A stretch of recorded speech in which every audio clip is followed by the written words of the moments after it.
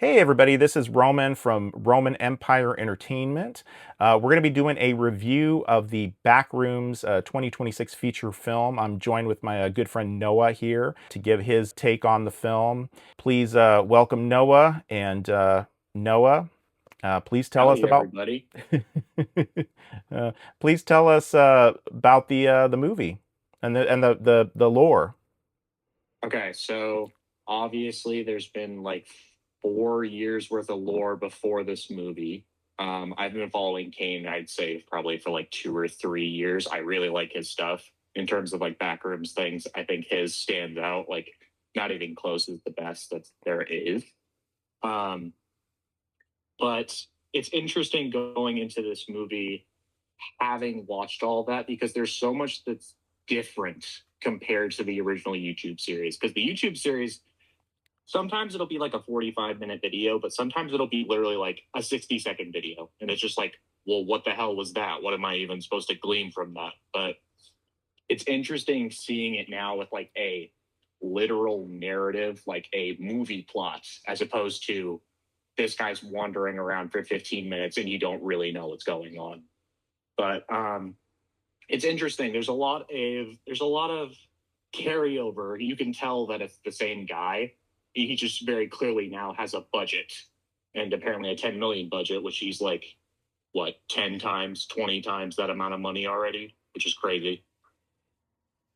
But from what I remember, I might be getting some of this wrong, but his particular canon is back in, I want to say either the late 80s or the early 90s, there was a company called Async, and they were trying to make a basically a pocket dimension, and they were going to use it for storage. So they were going to make it to like store things for companies, store things for like the military, but they were also using it for like housing, stuff like that. So they were trying to make this happen, and they were doing it for years until they eventually actually got to work. But obviously, something went wrong while it was happening, and it turned into the back rooms. And then it's just been kind of, you haven't been getting like plot in the YouTube videos, but there's been like, okay, here's footage of these scientists setting up like an away base in the back rooms, because there's like a main hub area, and you do see that a little bit in the movie. But it's interesting seeing how much is coming from the YouTube into the movie, and like the carryover has been. It's really cool to see it after all these years. What do you think, Roman, as someone who has zero ties to the back rooms at all? Well, I actually was introduced to the Backrooms probably about a couple years ago. I told a friend about a childhood nightmare I had about running through these, hallways and rooms in a hotel, and somebody's chasing after me. And friend was like, "Oh, that sounds just like Backrooms." So pulled up the Backrooms. I was intrigued by it. It had like a classic like VHS filter over it. It looked like a kind of reminded me of the Mm-hmm. VHS, anthology Yeah. series. And so I was interested in it, and then I guess I kind of joined the buzz essentially. Like, it's, the movie's been coming out. I haven't been reading too much about the movie nor its development. Um, so when I went to go see the movie, it was nice because it was a fresh take, pretty much. My mind was unfettered by any Mm-hmm. previous franchises or anything like we usually have. Um, and I really liked it. It did, and I failed to look it up before our meeting today, but Mm-hmm. there has to be some kind of a phobia linked with this about being in a giant space, with well, I mean, maybe agoraphobia, because that was what they Yeah. tied her mother to, these giant, just endless, spaces. Um, Mm-hmm. and I mean, spoiler alerts. I found it to be very intriguing with the idea that there are actual people in the back rooms, and that they're not necessarily monsters, but they're going to evoke a sense of disgust because they're distorted, uncanny valley looking versions of humans. Um, and the fact that you could eat them, that was nightmarish. And Yeah, that was a lot. He just rips out that dude's like stomach and just plops it on the plate. It looked like cake. Mm. Like it looked like a piece of cake. It was like wet. I did not like that.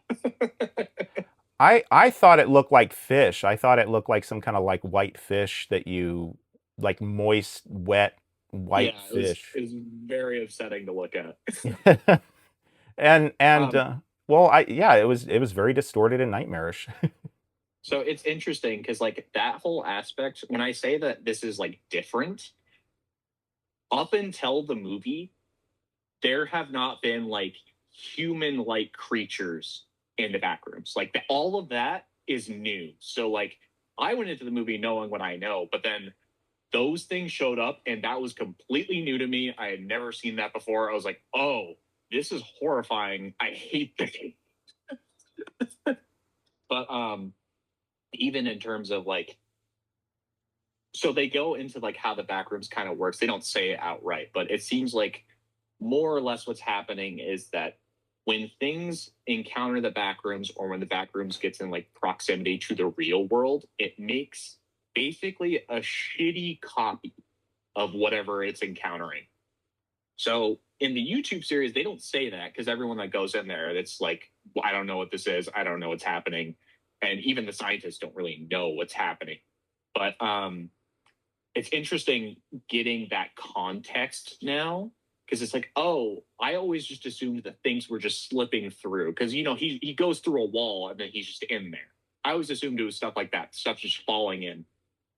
But apparently, it's not falling in. It's literally being like photocopied into the Backrooms. And I actually really like that detail. I thought that was super fascinating. Yeah, I thought the script was really well written, and Mm-hmm. I did look it up. It was not written by Kane Parsons. Mm-hmm. It was actually the screenwriters listed as Will Sudick. Mm-hmm. Um, did it bother you at all when they were doing the because if you think about it, you have this pure thing, this pure Mm-hmm. idea, and then Hollywood comes in and they develop more to it. They build it up, and you could say, well, it was fine when it was just that sense of mystery, but did you feel okay with the lore that they added to it? Hold on, sorry, my dog. Um, no, I honestly I feel like they did a really good job because when you think of like a Hollywood movie, like they made that Slender Man movie like 10 years ago at this point, and I saw that in theaters, and that thing is god awful. Highly recommend watching it with friends and just mocking it. Um, but this is like the complete other end of the spectrum. I feel like they did an excellent job of just like staying true to what people like about it, but adding something new. Like for me specifically, I'm the sicko that they're appealing to, where it's like I've watched all the videos, I've been following this guy for years, so I know kind of what to expect. But even then, I was surprised. Yeah, I really liked it. I mean, a score, if I were to give it a 1 out of 10, I'd give it an 8. What about you? I was thinking around there, probably like an 8. Mhm. Um, didn't like blow my socks off, but it just felt like a really good like I said, the DNA is still there. It just felt like a really good version of one of his videos. Well, it was funny because prior to the movie, something happened with my car. It wasn't working properly, and I Mm-hmm. just got like really like frustrated about it, and Yeah. and and I going into the movie and then seeing the actor Chiwetel Ejiofor, who I'm a fan of. I really like the Mm. movies he's been in. Oh, yeah, he's great. He is. He's really good. Doctor Strange and a number of other Mm-hmm. films. He I could relate to this like a middle-aged, frustrated man. Not the drinking part of it, but Yeah. just the fact that he's obviously not a happy person. And Yeah, so he's very pissed. the only thing of criticism that I gotta give was, and spoiler alert, the monster at the end. I really Yeah. wish the monster had been like a shadow figure almost, like no Yeah. details, even Like a more. silhouette. Yeah, like a silhouette, because I felt that okay, it's a distorted looking version of the pirate character that he played. It's him basically. It's like an Yeah, alternate. it is him. It's the Backrooms interpretation of Captain Clark. Right. But what really frustrates me in these movies is they make, first of all, whoever's running from somebody, they always make them Mhm. trip. Oh, like Oh that. yeah, And then the Prometheus school of running away. yeah, and They I just mean run in a straight line.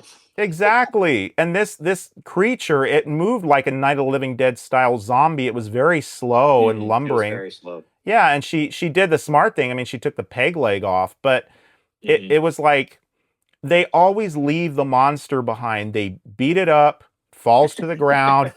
They don't pound it, Yeah. until it's just meatloaf basically. And that's Hmm. and that was the thing that kind of bugged me because it's like if you're really doing a good movie with writing, with the pursuit of something, you Yeah. always want to make the audience say like, well, how are they going to get out of that? How are they going to beat that Hmm. jam?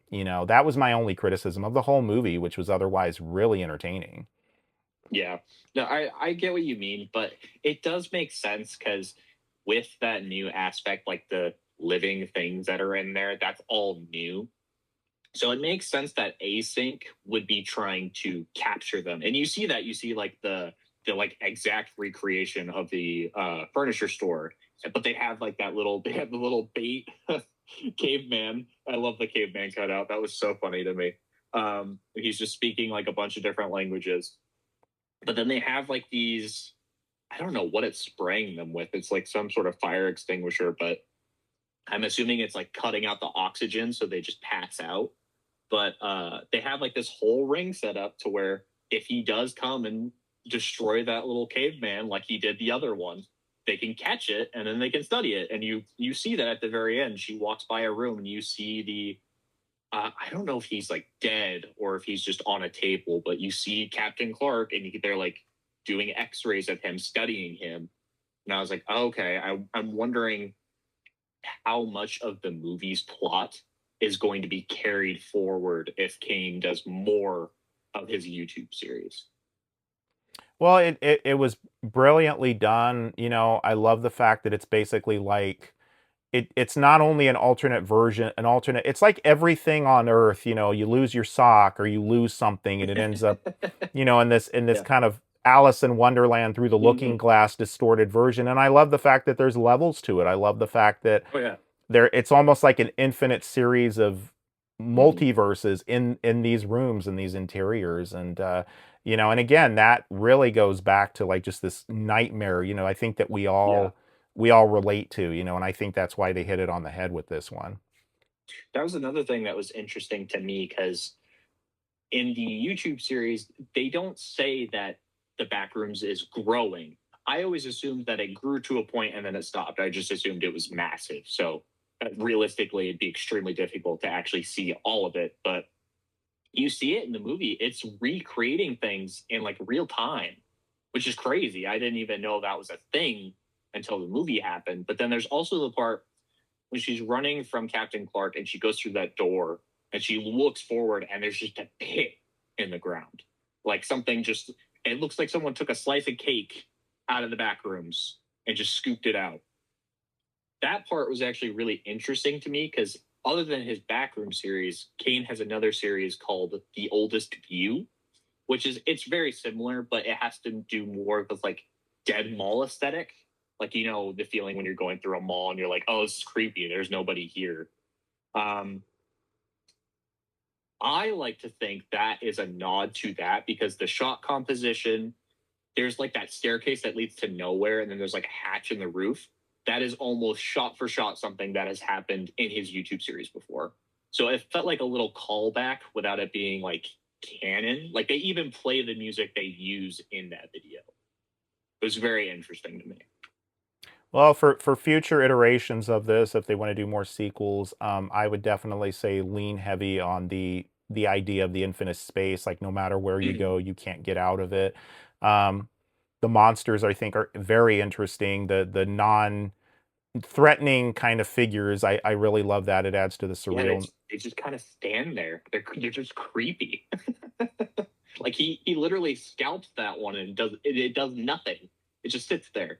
It just stares at the wall. It doesn't actually move until Captain Clark shows up, and then it like starts screaming and running in the corner.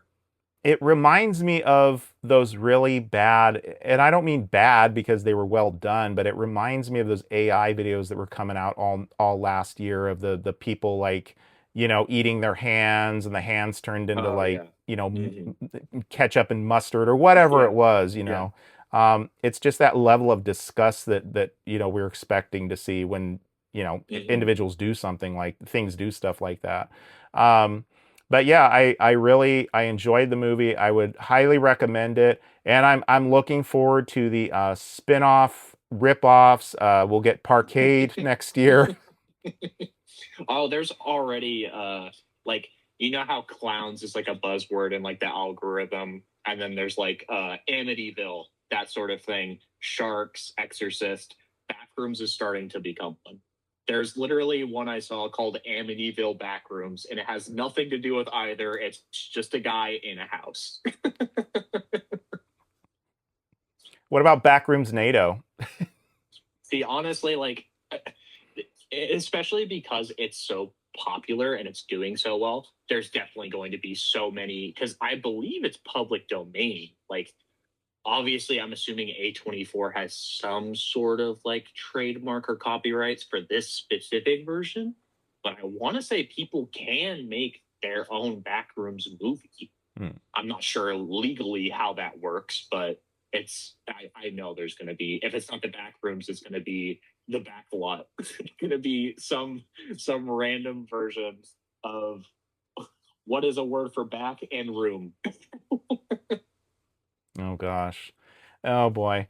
Well, Noah, thanks so much for joining me for this review for Backrooms, and I look forward to doing more collaborations with you in the future. Yeah, of course. All right. Well, once again, this is Roman from Roman Empire Entertainment, and we look forward to getting your feedback. What did you think about the Backrooms? Were you terrified? Were you amazed? Were you like bored? What was your comments that you have for us? Please like, share, and subscribe, and we'll see you again. Bye, everybody.